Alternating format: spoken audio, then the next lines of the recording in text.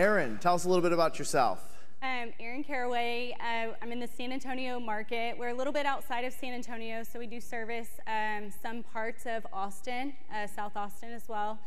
I've been in real estate for 15 years, and I started in 2008, which is the worst time that you could get into real estate, yet I didn't know any different, and it was such a blessing because I had the opportunity to learn the skills that would be required to be successful in any market. Yep, I think so. I mean, that gave you thick skin. I mean, we saw everything you could possibly see. So you're probably excited for this new market. Yeah, so it took 8 months to sell a property. I remember I was taught to sign one-year listing agreements because houses didn't sell in 6 months. Yeah. And I had to learn maybe in 2011, 12, when I received my first multiple offer. I didn't know what that experience was to have more than one offer, and so I needed help with that. And we've been through so many different market cycles, and it's been a fun experience. I had the opportunity to build a real estate team, and I've done that about 3 times now. And so don't be afraid of having to start over. And talk to us a little bit about that. Why did you struggle with that, at least the last time, and what are you changing this time? Well, I would say probably the first time, if you think about it, I've been in real estate for 15 years. Probably every 5 years, we've gone through some major changes inside of our organization. The first time was mostly because of just my maturity in leadership development. That comes along with hiring people and putting standards in place and expectations, and there's a developmental process that comes with that. Well, you know how a lot of teams are formed today. You sell a lot of real estate. You have people that reach out to you and say, hey, I want to do what you do. You say, okay, come on and join me, and then now you're a leader. Right? You just automatically become a leader, and you had no preparation for that, you had no practice for that, and that's why we see that so often with real estate teams when they're starting out. They go through those struggles.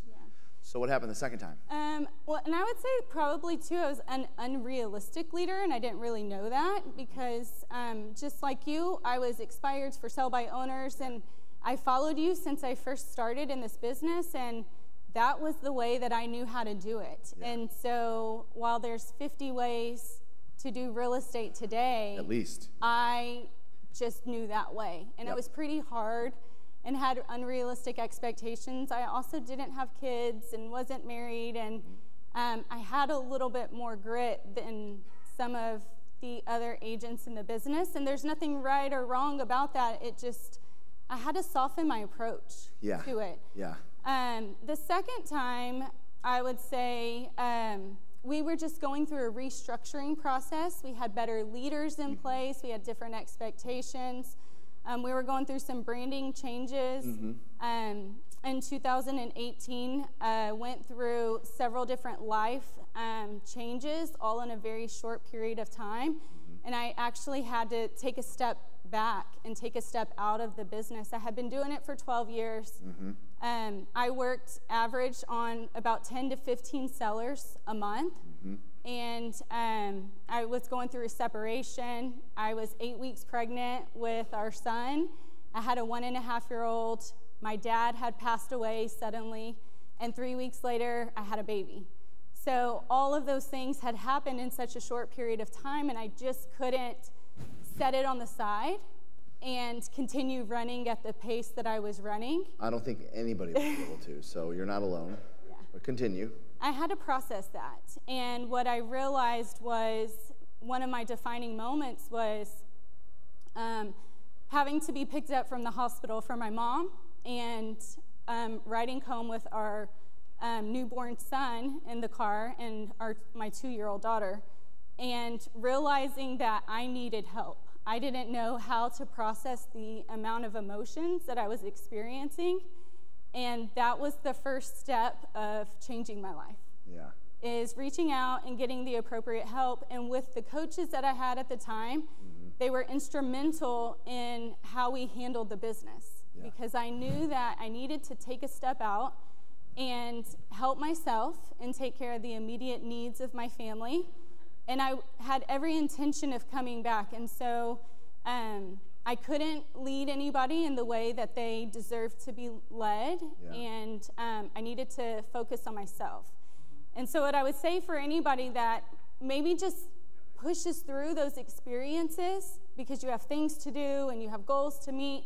It was my greatest opportunity for growth, to being able to earn the next level of leadership with my organization, because they saw me go take care of myself so that I can show up as the leader that they deserve to have. That's huge.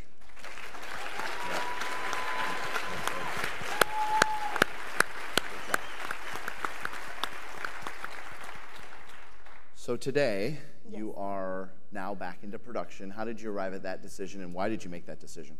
So we went through some changes this year in terms of moving into our own organization, and when the market started shifting, it's always been my passion to teach and train and be able to give back the same way that other individuals have given to me throughout my real estate career. And so we said, well, let's ramp up our coaching and training inside of our organization and give our agents the skills and equip them with what they'll need in this market, because some of them have come into the market in the last 2 or 3 years, and we haven't had to have pricing conversations. Right. We haven't had to have expectation conversations on their home may take longer to sell, and yep, so we really wanted to equip them with that.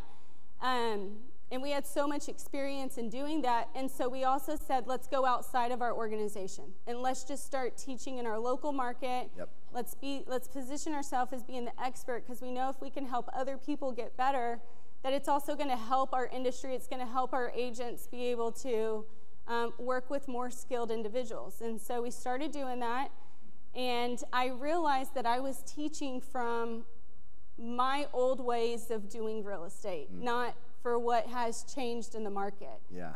And so you and I had talked about, when I was coached previously, it was kind of like your success was when you reached this mountaintop, you could get out of sales. Oh, yeah. And so I always had this vision that that's what I was going to do. And what I realized in taking so many listings, that I had lost touch with the market. I had really lost touch with the reality of the challenges that the agents were experiencing, and I was depending on them to give me the information. Yes, I was still sitting on calls and I was still listening, but it's not the same. Yeah, it's not. And so, when you really teach from the heart, it inspires you to take action, and self-leadership is really important to me. Yep. And being able to be an example of that. And so one day I looked at my operations director and I said, I need to go back to sales.